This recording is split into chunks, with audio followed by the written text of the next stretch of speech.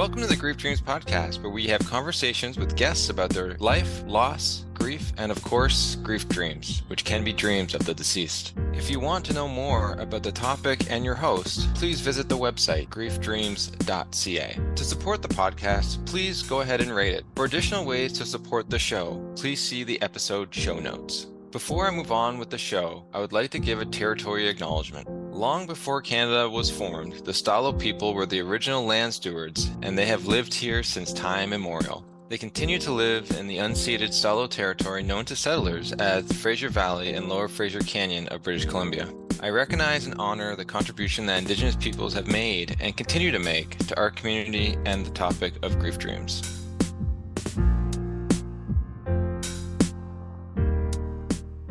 Welcome to the Grief Dreams podcast. Thank you again for tuning in. I'm really happy that we have Litsa Williams on the podcast today. So Litsa is the co-founder of the online grief organization, What's Your Grief? She's a grief therapist with over 15 years of experience working with sudden, traumatic, and disenfranchised losses, as well as ambiguous grief. Drawing on both personal and professional experience with grief, What's Your Grief was built on a resource offering concrete, accessible, and relatable support founded on the values of psychoeducation and creative coping. And it has grown to serve more than 3 million grievers each year. Wow. Litsa received her master's degree in clinical social work, as well as a master's degree in philosophy. And she's co-authored the 2022 book, What's Your Grief? Lists to help you through any loss, and has been interviewed as a grief expert for the Washington Post, Wall Street Journal, NPR, and the New York Times, and now on the Grief Dreams podcast. So yes. I'm excited.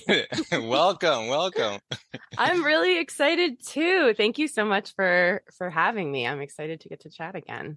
Yes, it was really nice to see you're starting to, I guess, promote like the Grief Dreams, awareness a little bit through your own organization. And then you've brought me in and even posted on your Instagram a story that you had, which I can't wait to sort of talk about. But like for me, that really like warms my heart. And I really wanted to sort of talk more about your life, your journey. Then also this, like I said, this new, I guess, understanding on grief dreams in your own sort of life, because I know it's not talked about a lot in the public space in that way. And so was really happy to sort of see, because your organization is like one of the main ones that when I started my journey with grief and like doing my master's and PhD, your organization always popped up, right? It was just one of those things that always sort of popped up. And so I always had you guys at like the top of like the grief experts and what you're doing within the public space. And so, I just want to really like talk about like your journey and how you even got there, because as we're talking off air, I sort of said like when we started the podcast, there's probably like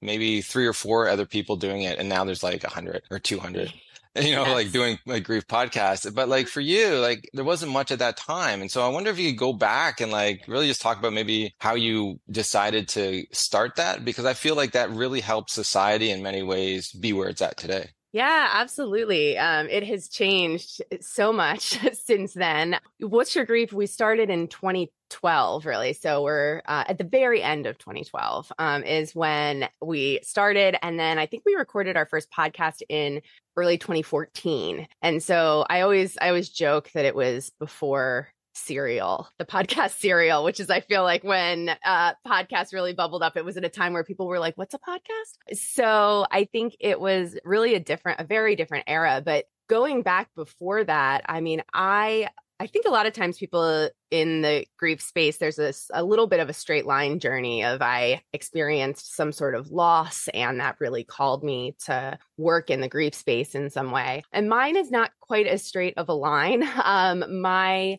grief has very much been part of my entire life. I think my parents, when I was 4, my parents had a baby who was stillborn, Christopher. And I was, going back to them, my parents were incredible. Like they didn't have the internet and Google to navigate. How do you talk to a 4-year-old about understanding that she's not going to have a baby brother coming home from the hospital? But they did that incredibly. And I, still have memories of that. And we, went to the cemetery and we talked about Christopher. And when my sister was born, Christopher was still part of sort of the conversation in our life and our family. And so I think from a really early age, I I had that, and that sort of stayed with me in different ways. My best friend's mom then died when I was 7, and that was really I think really opened up this reality that parents can die at a very young age. And again, I think my parents did this incredible job of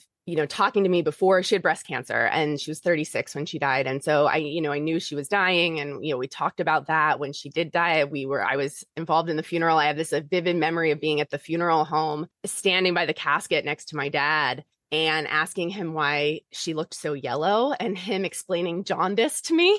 And so my parents were just really honest and direct with me about things from a really early age. And so when I was 18, my dad died. He had been diagnosed with myelodysplastic syndrome, which is a bone marrow disorder that's sort of similar to leukemia, but he never seemed sick. He got listed for a bone marrow transplant, but he didn't have kind of that progression that people often have of an illness progressing. But he got an infection and went from outwardly just seeming completely like himself and healthy to 3 weeks later, he died.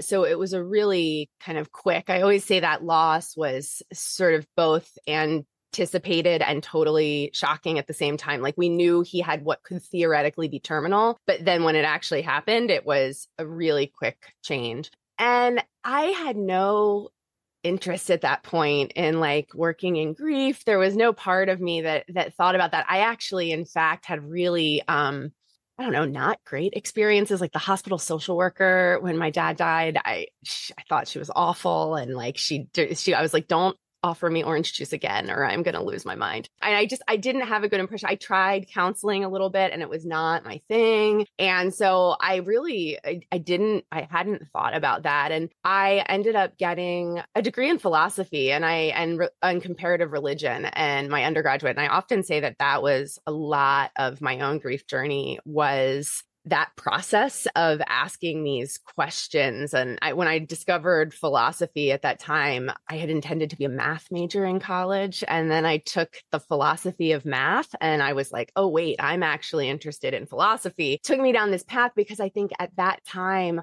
I was just asking all these big questions of just that were tied into my grief after losing my dad and trying to figure out how to manage this loss and what purpose was. And, I really went down that path and it was incredibly helpful and important to me. As you read in my bio, I did my master's degree in philosophy. I thought I would do a PhD and become an academic philosopher. Like, that was the track I was going down. And it was when I finished my master's that I started feeling really like philosophy was a little too abstract. Like, it was detached from people. And for me, it had helped me in this deeply personal way with what was this real journey in my grief of struggling through and grappling with things. But by the time I'd finished my master's, I was like, oh, academia as a philosopher, this is not what I actually want to do. And I really missed just helping people. I'm from Baltimore. I was born and raised in Baltimore. I live in Baltimore now and love Baltimore deeply. And Baltimore is a city that has, just a lot of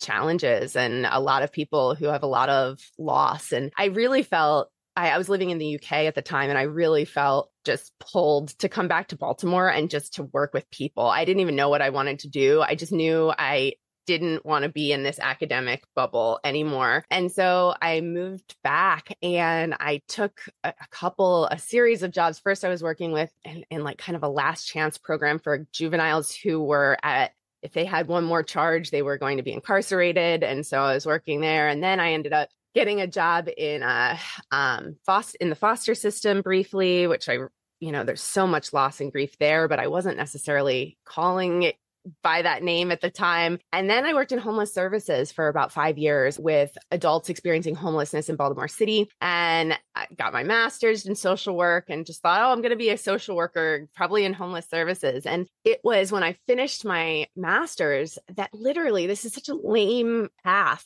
My job wasn't paying me enough to pay my student loans. And I was like, I need to find something else. And I saw a job posting for this job working with families who had experienced in the hospital at the time of learning about a traumatic and unexpected death, talking to them about whether they wanted to be organ and tissue donors, whether they wanted their family member to be an organ and tissue donor, and then providing grief support for 2 years to follow. And I was like, huh, it's a wild sounding job. And I applied, and I really was sort of interested in the fact that there is so much unexpected and traumatic loss. Again, here in Baltimore, it is just a space where we have homicide and overdose and, those sorts of deaths, and so little support. And it felt really amazing to think like this is that a huge number of people. In order to be an organ donor, you have to physically be healthy, but have something essentially happen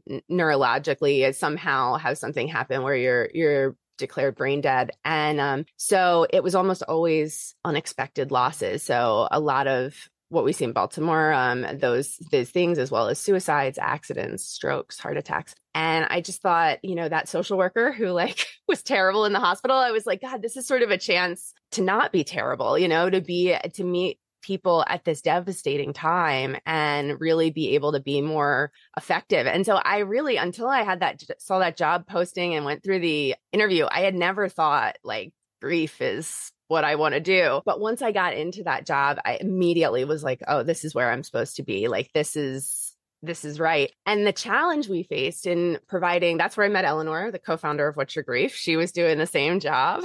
And we were in working with families. We had so many families who, many who wanted the grief support we could offer.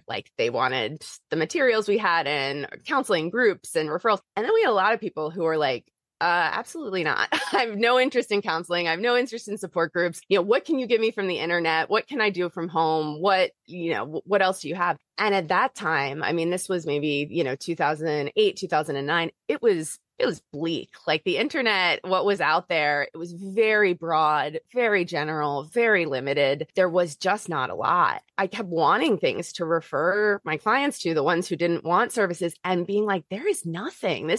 How is this possible? And I think that was when we just, we complained and complained and complained. And eventually we were like, we should do something about this. We're spending all of our time learning about grief, working with grief, being in this space, working with people, and I think, felt like we had a sense of some of the things that people really could use. And so that's how we started What's Your Grief. We founded it for people who were maybe looking for something that was either a supplement to counseling and support groups or an alternative to counseling and support groups, that was accessible, that gave real information, that helped people to kind of bridge and be an explainer site between the world of all these grief research and books and literature and theories and mental health, and then just what people could actually use in their day-to-day life and trying to navigate grief. So we started writing, and we really wanted to address different learning styles and different things that people like. So we used, we felt like podcasts, we were like, some people don't want to read, they want to listen, let's do something there. And we were often looking for art and creative expression for people who were really looking for that. And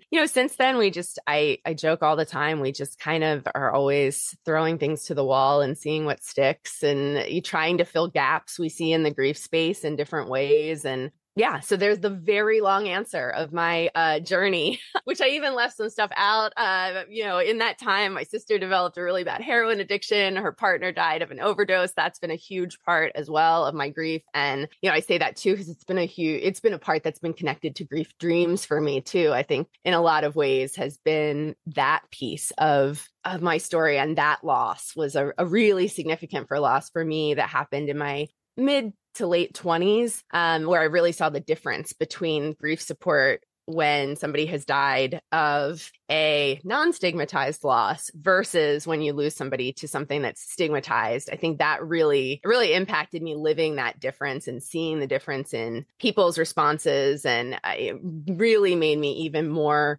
kind of passionate about the idea that we need to do better at providing support for all the stigmatized losses that are out there.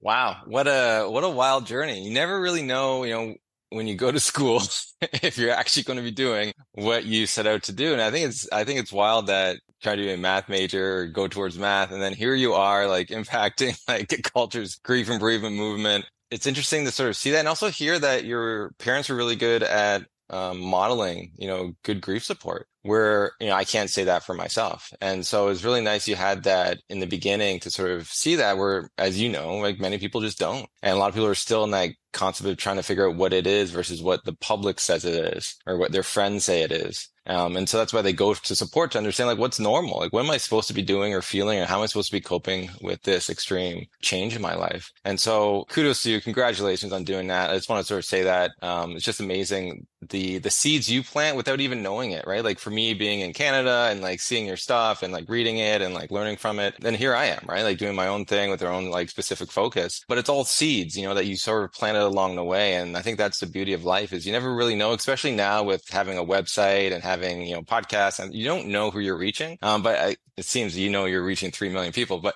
I guess there's ways to figure that out. Analytics, I guess.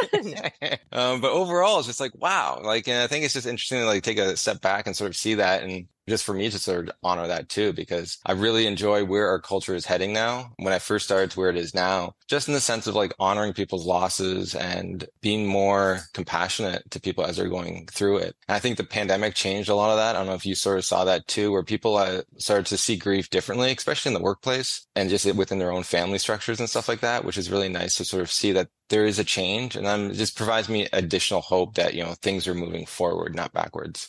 I totally agree. Thank you so much for saying that. I mean, there is so many ways that we don't know how we affect other people. And so it is always nice to remember that, like I'm sure for you too, thinking about the ripple effects of ways that your work goes out into the world and you just don't know where it ends up. So I do think that's one of the things for all of us in this space that has been so nice to see is that I think the pandemic has changed things. There's more of an understanding of grief, a willingness to talk about it that wasn't there before, which is huge. And I think more of an appreciation of getting outside of maybe just our Western problematic thinking sometimes about death and dying and grief. And, one of the things I've appreciated in your work is always an acknowledgement of Indigenous folks and where that has fit in grief dreams for you and your story. And I think for me and my parents in part, I think part of the reason they did such a good job is because my mom is Greek and I think culturally had a very different relationship with grief and death. There is, in the Greek Orthodox tradition, you honor the dead early and often. I mean, it is like it's ongoing, every year forever. And that is part of what you get from growing up. And it happens in church in front of the whole, in front of the whole congregation. Every week they read out the names of family members going back 50, it might be somebody you would see somebody, who died 50 years ago and their family, would honor them every year. And I think that there was just a different way of being around that, of honoring grief and honoring the dead and the idea that it's with us. Those losses are always with us, that I'm so grateful to that was something my mom, I think, brought to our family. But I think there's just so much more learning now that we're doing. For saying like our culture, I think in North America wasn't always doing a good job especially in the mental health and healthcare space and, of making room for grief. And I've appreciated since the pandemic even more, I think, a greater appreciation for all of the cultural perspectives that we can learn from. It's so true. I think it's like we're almost going back to the ways and like rituals and honoring them and like that we used to before like colonization sort of took over, especially in North America. And I sort of see that and you're like, oh, this is interesting. We're just like, coming at it with more maybe an academic lens, but like it's been a long time coming and a lot of people have been given a lot of misinformation through the generations on like not to show emotion, to be strong, to, all that sort of, that fun language of like just repressing your emotions. Yeah, just repress it. And, for it to emancipate yourself from bondage to the deceased, like you have to cut those ties. I mean, that, so much that it's like, oh, how do we go back and undo all of that? And I think part of it is, like you said, it's getting back to something that long predated those ideas. So true. And so I want to talk about, you mentioned a little bit about your own grief dreams. And so I wonder if you could maybe touch on some of those that were like important to you or that you sort of want to talk about today.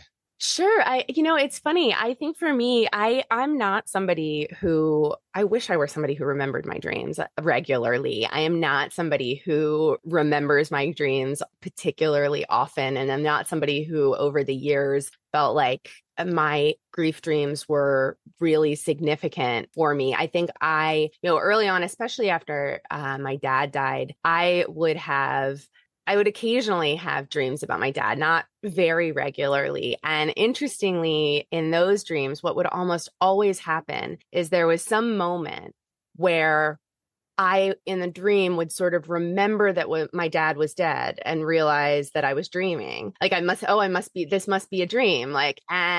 And then would try there would become this urgency in the dream that I wanted to like appreciate the dream that it was happening or appreciate that I was like having this moment. And then usually very quickly thereafter, the dream would end. I would wake up. That was pretty common for a few years after my dad died. And it still happens occasionally, where I'll have a dream about my dad and that will be what happens. I like realize in the dream. And those, they were always nice when they happened. I would wake up and I generally had, I felt lucky that I generally had sort of a good feeling and felt lucky to have had a dream. But they were never that significant in terms of, I don't know, feeling like they were teaching me something or, they didn't feel, I think the way that I understood them, I don't think my belief lens doesn't lend itself to the idea of visitations in the way that it does for some people, where it maybe brings a different kind of comfort. But I don't know, I always found it nice when it happened. But I think, after my sister's partner died, I really saw just the way that what we're struggling with in day-to-day life and anxieties come out in dreams. And I think, I always knew I was always worried about my sister and her partner dying of an overdose. They both had really severe addictions. And I spent a lot of time worrying about that. But interestingly, before he died, I didn't have dreams about worrying about that. Like I didn't have a lot of those dreams. But after he died, and my sister eventually, not right away, but after quite a few years, then she got sober. She went into recovery. She's been thankfully in long-term recovery now for a long time. But I would have dreams oftentimes about her relapsing and about, it would often involve John, who he was like, I can't put into word, like he was a member of our family, but he's like one of the people I have loved most in my life. He was like an incredible person. And I would often have dreams about him being like him not being, him being alive and well, obviously, but also just not being sober, him being in recovery. But interestingly, sometimes those would couple with my sister having relapsed. And so I think it was a weird sort of anxiety that I had about obviously my sister's relapse coupled with his death. I don't know. I don't have like a good story that goes with like, how do I make sense of this dream? But it was kind of a common pattern that I would have. And I think when I think about it a little bit, I don't know, maybe it's that there's like a part of me that always really feels like he missed so much of his life. Like I think about that a lot, like how young he was when he died and just how much of that. And so in a lot of the dreams, like I'll tend to have a dream about him where we're like traveling somewhere or doing something, like usually like things that he didn't get to do. So I think that's like part of it.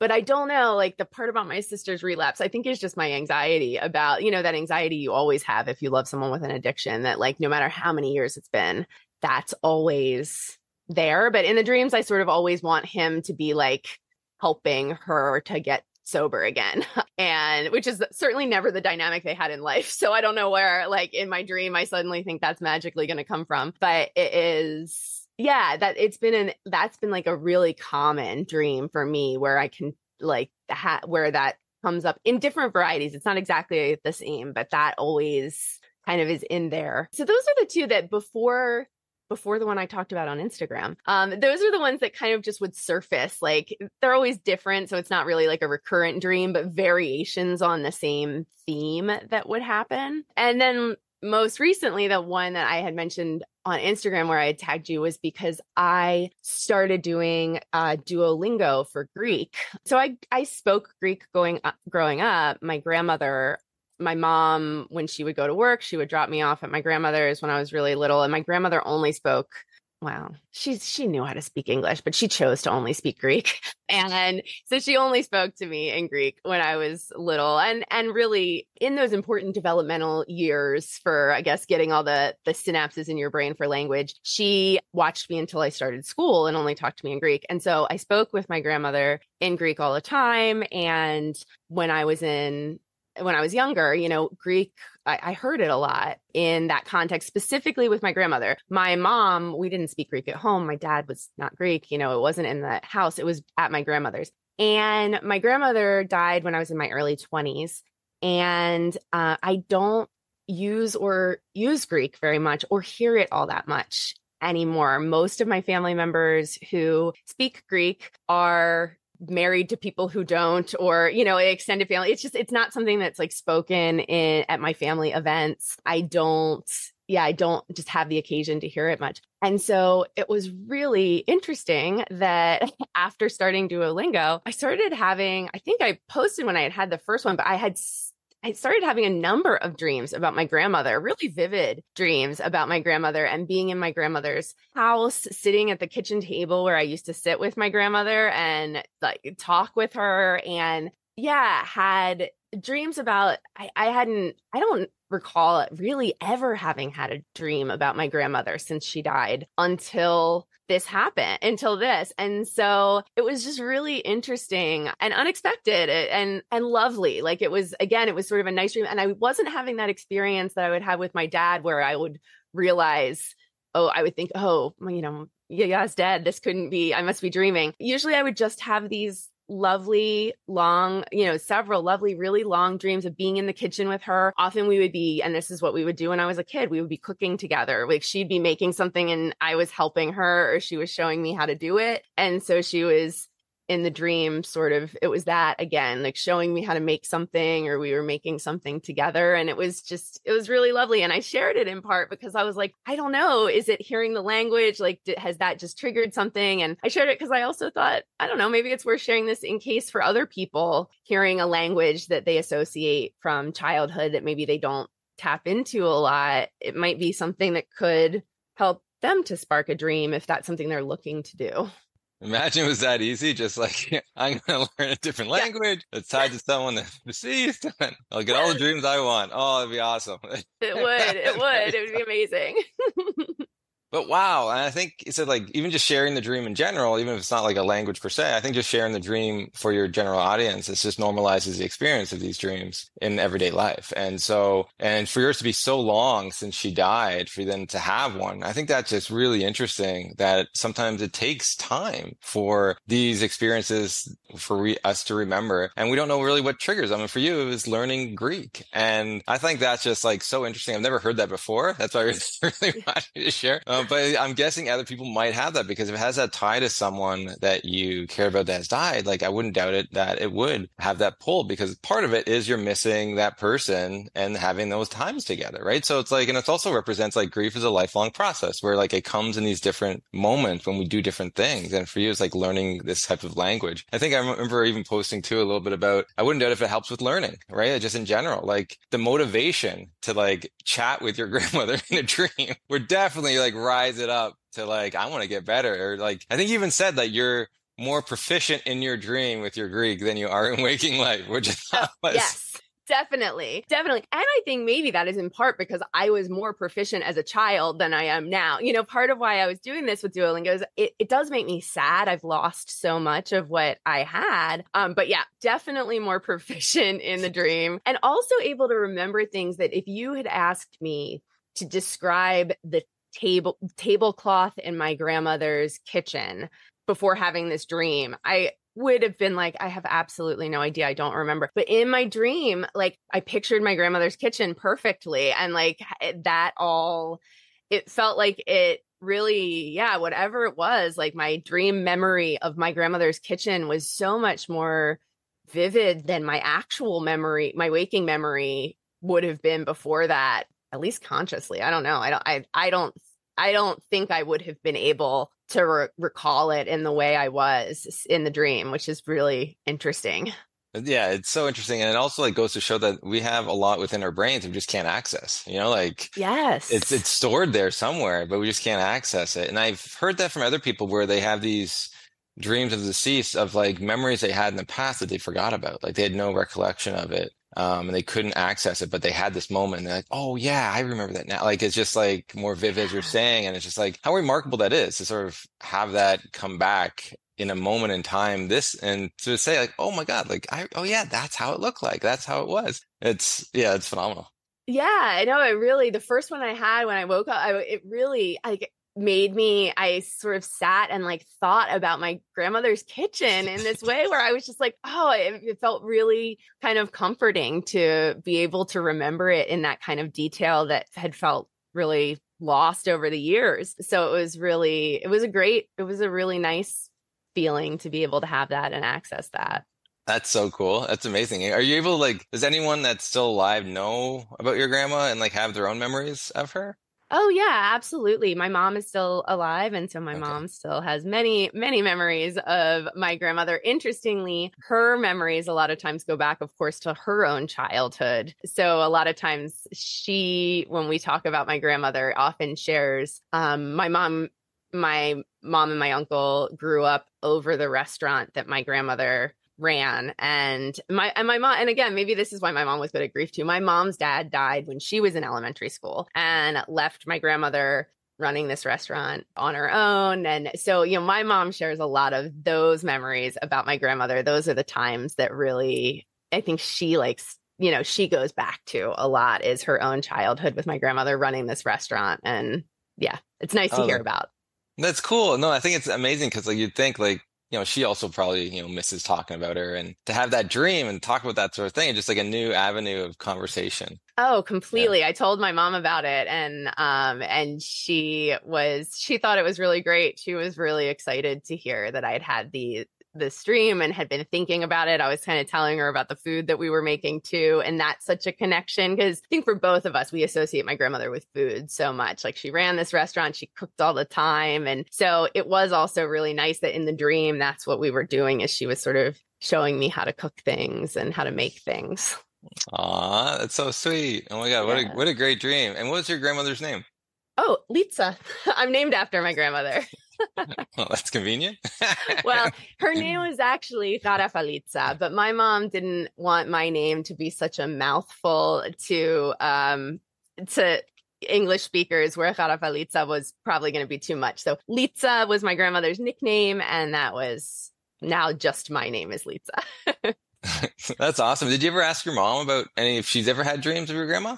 Good question. I should ask her that, if she's had dreams about my grandmother. I don't know that we've ever talked about it, which is really strange. I don't know actually, now that you say it, that we've ever talked about having dreams about my dad either, which I think maybe really goes to show we talk about grief and death a lot in my family. It goes to show that like dreams are maybe a thing that we don't talk about as much for some reason. That's why I get excited when you like post this stuff because it invites people to like ask the question and like just through the research, it's like probably 70% of people have experienced the dream of the deceased in some Yeah. fashion. And so just sometimes you have to ask it to sort of get the response, to sort of see yes or no. And is that a sad thing? Like, is that something they've wanted? They just haven't been able to, Yeah. throughout their Oh, time. I'm inspired. I'm going to now ask, because yeah, that's really interesting. Like, why have I not talked to my family about it? That's strange now that you pointed out. Well, that's what I'm here for, I guess, right? Do you talk about it with your family? Like, do you talk about your grief dreams in your family?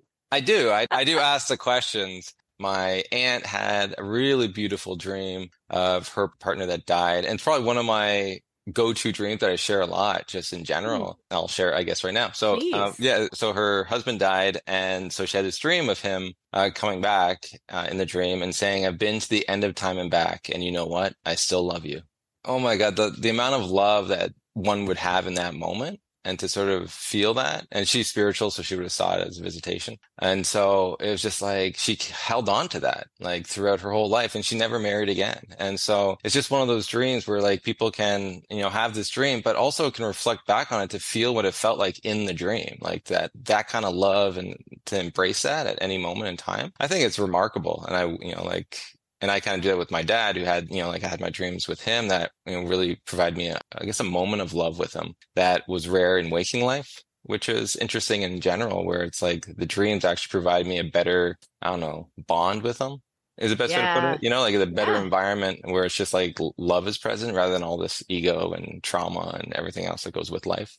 Oh yeah, I love that. Oh, that dream from your aunt. That gave me chills. What a lovely dream. But I think it makes me think of you saying that Bob Niemeyer, the grief guy, he has this exercise that is sort of a prompt exercise that I can't remember what he calls it, life imprints, but talks about the idea of how when someone is gone, we can affirm certain imprints they've left and also relinquish certain imprints they've left. And you saying that, it sort of makes me think of the idea that dream space, like we're able to kind of relinquish certain things maybe that in life got in the way of certain things. And so we're able to affirm other pieces, other imprints that are the really positive things. I mean, not that we're like controlling our dreams, but that we, that it does maybe sometimes, it sounds like for you, that it'll allowed a relinquishing of some of the stuff that in real life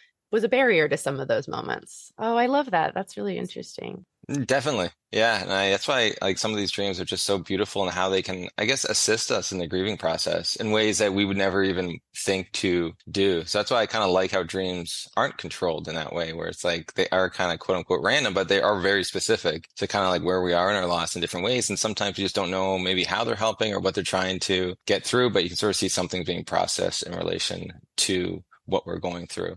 Yeah, I think I mentioned this to you when you came and spoke to our communities, that Lisa Schulman's book, Before and After, it's a neurologist's, I don't know, it's it's a memoir about her grief. And she talks about the idea of how significant her grief journals were, because she could sort of see how she was working things out in her grief dreams and in that progression. I would say that for me, reading her book and her sort of talking about that, it really made me reflect about my own thoughts about grief dreams, because she talked about, as a neurologist, how, I think I mentioned to you, how she felt like dreams weren't really taken seriously, but yet she was having this experience where she was really seeing her dreams as powerful and seeing these things being worked out, and was really encouraging of the idea of writing down dreams. And I thought, oh shit, maybe I should be writing down my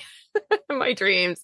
I've never done that before, but I still haven't done it since. But it did make me really kind of reflect on it in a different way, and also just what sort of preconceived ideas, through this medical model of how we're approaching things, causes us to discount the importance or the value of things. And I think in the context of dreams, it is really important that we talk about them. I appreciate so much all this work that you're doing to bring these conversations to people so it can get normalized. And yeah. Yeah, it's interesting, and I appreciate like your support in that. I think that's just, it's much needed, and like you have a platform that, a lot of people look up to, and so for you to do what you're doing, and promoting that side too, it just allows it to get more legs and people just to normalize it. Because like if 70% of people, let's say, are having these experiences, and a lot of people don't know what's going on with them, I think it's just like it allows it just for people to say, oh, this is a part of the grieving process, and what they mean and stuff. That's interpretation and that's all sort of stuff, but it's normal. And like you're going to have those really beautiful dreams, but you can also have some of the really nightmarish dreams that can sort of, for people who are working with people, really help understand where someone is and what their challenges may be as they sort of move forward. So I just wanted to say that thank you for that, because it does, every small drop counts, when it comes to just normalizing and what we're doing within the space. So, thank you again for doing that. Yeah, I happy to be able to just think about these different areas. And I will say one thing: people email us sometimes, oftentimes asking us like, what do you think about this grief dream that I had? And it's interesting because I think that, a little of it points to that, like where people are looking they're searching, right? Like they're looking for something, they're trying to make sense of it. And sometimes they are really distressing dreams, or dreams that they're the way that they're conceptualizing them, especially sometimes if their belief system, if they are spiritual and think of it as a visitation, that sometimes they're feeling a lot of upset around things that have happened in the dream. And I just think we need more spaces. We often in those moments, we often sort of share our brief response and then share your website with them so that they can go and check out the podcast and the resources that you have talking about grief dreams, because I don't think there are enough places that help people when they experience it and then have all these questions. And, what people take to the internet, right? Like they're searching there.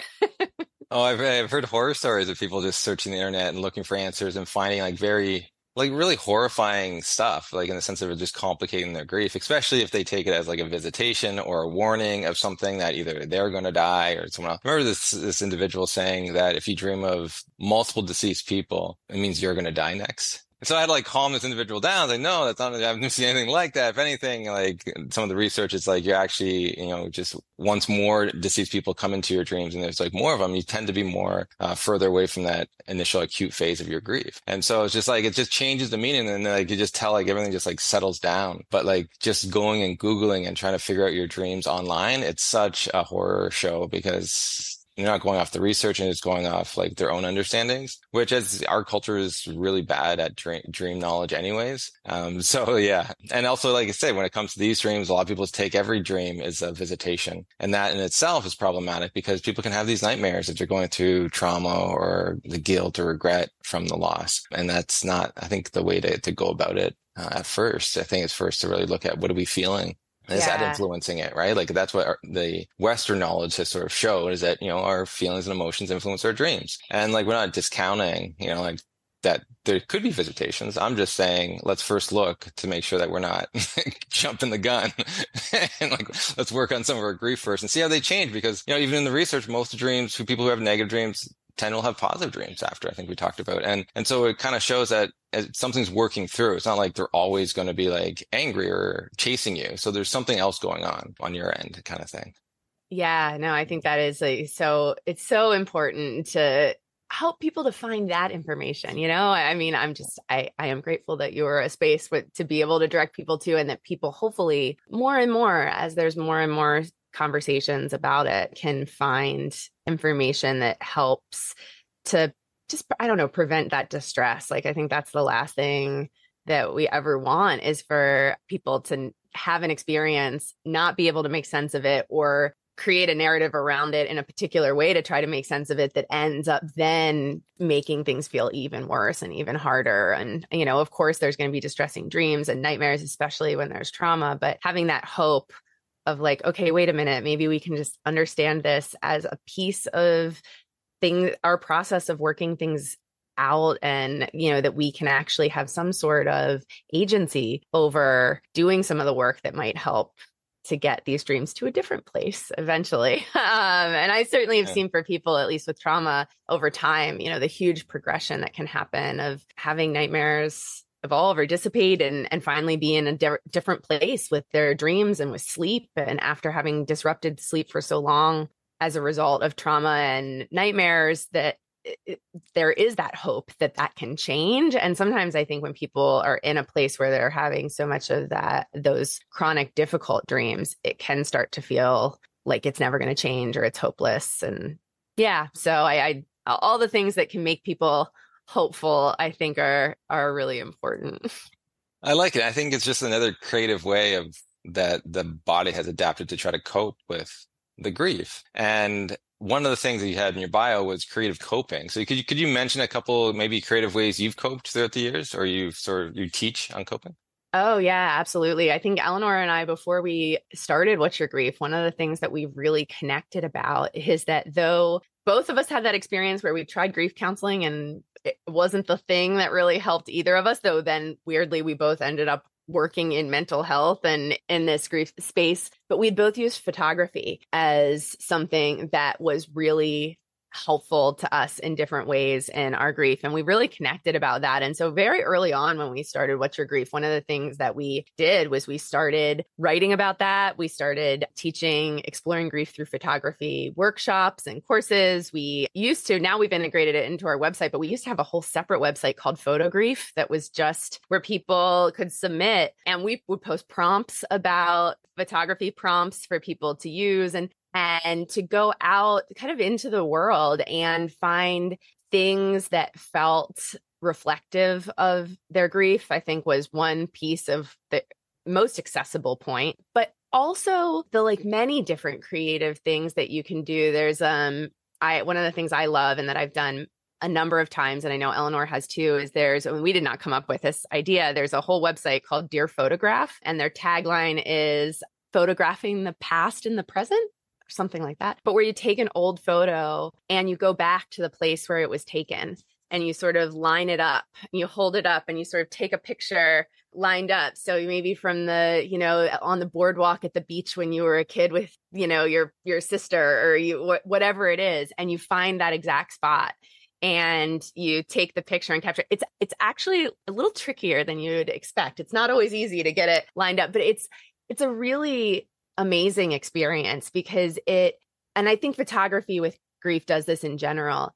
There's something that feels a little bit protective about a camera lens or about the distance or the idea of going back to a place with a sense of maybe purpose, I don't know, or of wanting to capture something. And so for me, I've gone back to places that I have been avoiding with the idea that I'm going to go back and photograph this. And for whatever reason, it gives me this, and maybe it's motivation, or maybe it allows my brain to kind of concentrate on different things while I'm there. I think one of the things I love about photography is it's both very technical and very creative at the same time. And so I think it engages kind of different parts of myself. But the Dear Photograph it's just one of many that I love that we have integrated. So I think that is probably the one that stands out the most to me over time. I used it a lot, I think too, in part because my dad really liked photography. So I think in some ways it felt like a little bit of a continuing bond I had for a while. I don't use a film camera anymore, but I had his old film camera and I would use that. And so I think there was that connection there, but it really did become something really helpful for me. And now, I mean, we try to put out things in so many different areas to, again, tap into different things people like, of course, writing and giving people really some directed writing, because there's great research on how therapeutic writing can be. And there's also some like research shows that we have to be careful that it can like turn into rumination, like that idea of just endless journaling without structure, depending on where you are.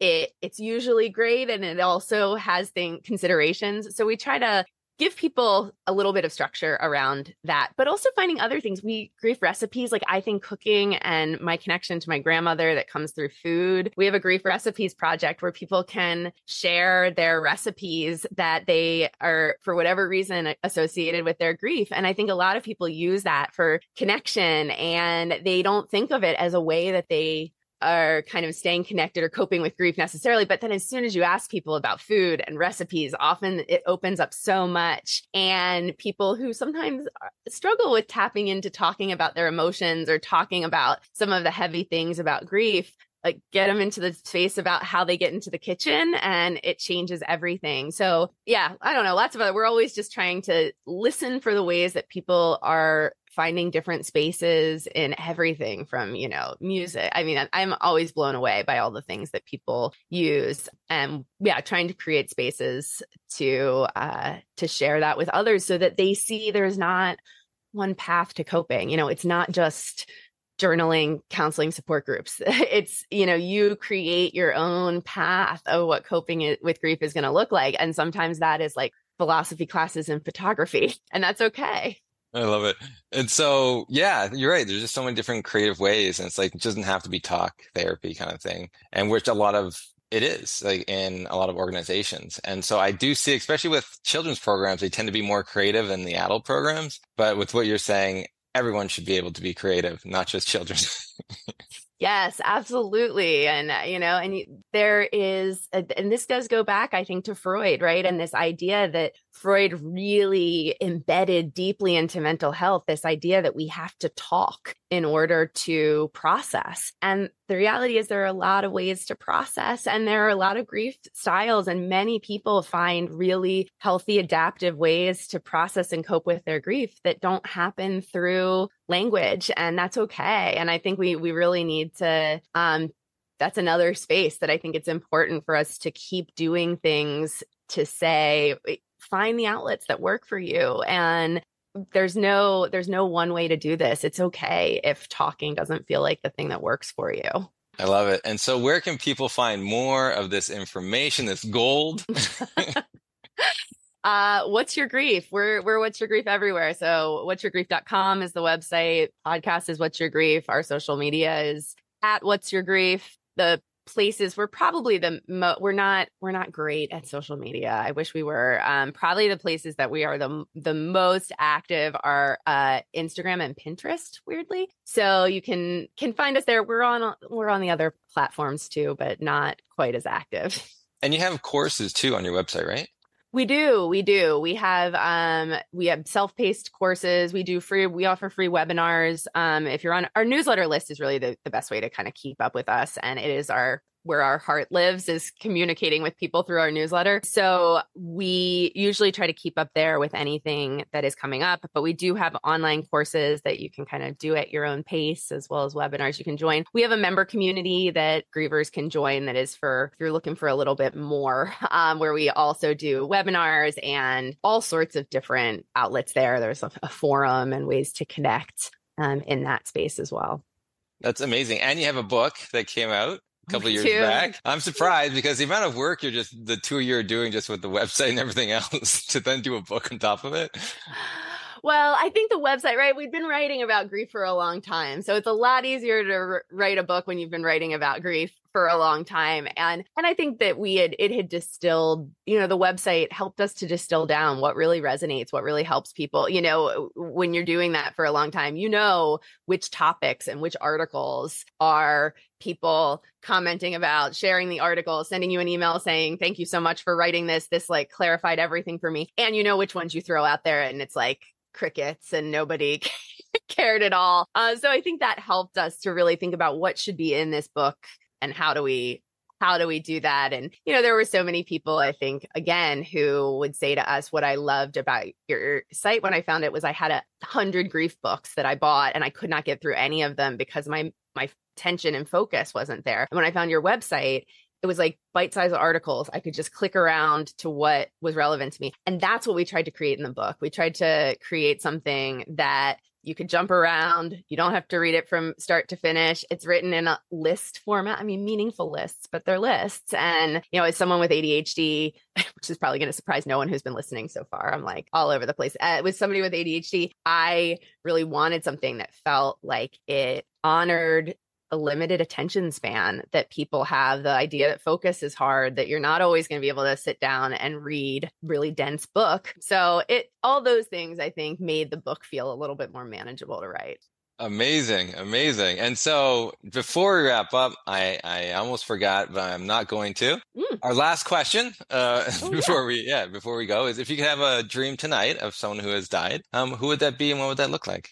Yeah. So since I know that you asked this question on the podcast, I actually had thought about this, and I'm really glad you asked this question because I've never, I guess thought about this before, but it brought to mind a thought that I had never really thought about before, which is, I think that I would want to have a dream, and I don't even know that the specifics feel important, but that my sister's partner, John, who died of an overdose, who I mentioned, she met him very shortly after my dad died. And so they never knew each other. And John was such a big part of our family. And my dad was obviously such a big part of our family. Like, I would love to have a dream with both of them together. Like, I would love to have a dream where like they got to talk. I think that would be amazing because I think that's something that I think they would have loved each other. So yeah, you having this question on the podcast really triggered me having that thought. And I don't know that it matters. I think just like hanging out and talking, I don't know, over dinner or something,